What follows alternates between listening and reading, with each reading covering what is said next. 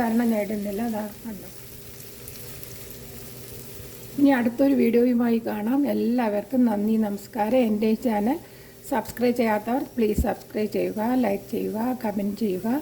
Bye bye friends, എല്ലാവർക്കും നമസ്കാരം. ഇന്ന് ഞാൻ ഈ കടല കൊണ്ടുള്ള വെള്ളക്കടല ഇതുപോലെ ചെയ്യാം. ഇത് കറുത്ത കടലയാണ് എടുത്തിരിക്കുന്നത്. ഇതൊരു 100 ഗ്രാം കടലയുണ്ട്. അതിനെ നമുക്ക് ഇന്നലെ തലേ ദിവസം വെള്ളത്തിലിട്ട് കുതിർത്തണം.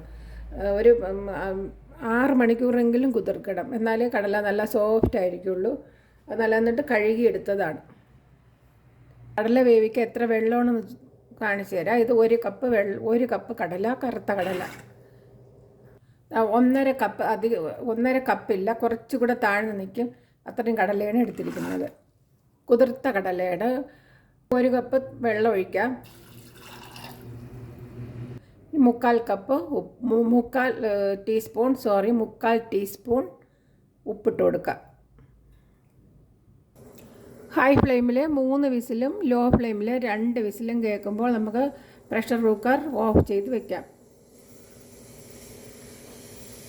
അങ്ങനെ 5 വിസിലാണ് കേൾക്കേണ്ടത്. ഇതിപ്പോൾ ലോ ഫ്ലെയിമിലാണ് വെച്ചിരിക്കുന്നത്. 3 വിസിൽ കേട്ടപ്പോൾ ലോ ഫ്ലെയിമിലോട്ട് വെച്ചു. നല്ല കടല നന്നായിട്ട് വേകണം, എന്താലേ നല്ല ടേസ്റ്റ് വരത്തുള്ളൂ. അപ്പോൾ നമുക്ക് ഫ്ലെയിം ഇപ്പം ഓഫ് ചെയ്യാം. ഇനി ഒരു ഫ്രൈങ് പാൻ എടുത്തിട്ട് 2 ടേബിൾ സ്പൂൺ വെളിച്ചെണ്ണ ഒഴിച്ചു കൊടുക്കാം. ഏത് ഓയിലാണോ യൂസ് ചെയ്യുന്നത് അത് എടുക്കാവുന്നതാണ്. 1 ടീസ്പൂൺ കടുക് ഇട്ട് കൊടുക്കാം. കടുകൊക്കെ പൊട്ടി വന്നിട്ടുണ്ട്. അപ്പോൾ ഒരു 4 വറ്റൽ മുളക് ഇട്ട് കൊടുക്കാം. വറ്റൽ മുളകിൻ്റെ ഫ്ലേവറൊക്കെ ഇറങ്ങി വന്നാൽ നല്ല ടേസ്റ്റാണ്. ഇങ്ങനെ ഇട്ട് കൊടുക്കാം. 4 എണ്ണം. ഈ കുറച്ച് തേങ്ങ ഇങ്ങനെ അരിഞ്ഞത് കുറച്ച് ശകലം ഇട്ട് കൊടുക്കാം. അതിൻ്റെ ഫ്ലേവർ ഇറങ്ങിയാൽ നന്നായിരിക്കും കടലയിൽ. ഇനി ഒരു 1/2 ഇഞ്ച് വലിപ്പത്തിൽ ഇഞ്ചി ഇട്ട് കൊടുക്കാം. ഇഞ്ചി കുത്തി അരിഞ്ഞത്. ഒരു വെളുത്തുള്ളി, അതുപോലെ ഒരു 6 കഷ്ണം വെളുത്തുള്ളി അല്ലി ഇട്ട് കൊടുക്കാം. ഇനി ഒരു പച്ചമുളക് ഇട്ട് കൊടുക്കാം.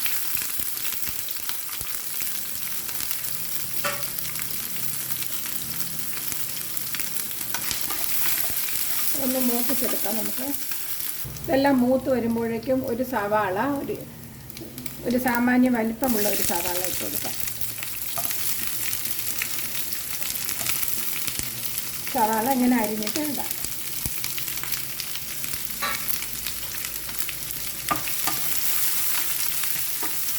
ഇനി ഒരു 1/2 ടീസ്പൂൺ മഞ്ഞൾപ്പൊടി ഇട്ട് കൊടുക്കാം. ഇനി അതിനോടൊപ്പം തന്നെ മുളക് ചതച്ച മുളക് ഇട്ട് കൊടുക്കാം. ഇനി ഉപ്പ് ഒരു 1/4 ടീസ്പൂൺ ഇട്ട് കൊടുക്കാം. ഇത് നല്ലവണ്ണം ഒന്ന് നമുക്ക് ഹൈ ഫ്ലെയിമിലാണ് വെച്ചിരിക്കുന്നത്. നല്ലവണ്ണം ഒന്ന് വഴറ്റിയെടുക്കാം. ഉള്ളി അധികം മൂക്കേണ്ട ആവശ്യമില്ല, ഇത്രയും മതിയാകും. ഇത് നമ്മൾ കടല വെന്തിട്ടുണ്ട്. ഇതാക്കണ്ടോ, ഒരു 20 മിനിറ്റ് അടച്ചു വെച്ചിരുന്ന തണുത്തതിന് ശേഷമാണ് എടുത്തത്. അതിൽ കുറച്ച് വെള്ളമുണ്ട്. വെള്ളവും കൂടി ഒഴിച്ചു ഇതൊന്ന് ഇളക്കി കൊടുക്കാം. ഇതിന് നമുക്ക് അടച്ചു വയ്ക്കാം. അതിൻ്റെ ഫ്ലേവറൊക്കെ ഈ കടലയിൽ ഇറങ്ങുന്നതിന് വേണ്ടി ഒന്ന് അടച്ച് ഇതിൽ കടലയിൽ കുറച്ച് വെള്ളമുണ്ട്, അതും കൂടെ വറ്റിച്ചെടുക്കാം. ഹൈ ഫ്ലെയിമിൽ തന്നെ ഒരു 5 മിനിറ്റ് വെച്ചിട്ടുണ്ട്. വെള്ളമൊക്കെ വറ്റിയിട്ടുണ്ട്. അപ്പോൾ നല്ല മണവും വന്നിട്ടുണ്ട്. കടല കറി ഉണ്ടാക്കുന്നതിനേക്കാളും വളരെ ടേസ്റ്റാണിത്.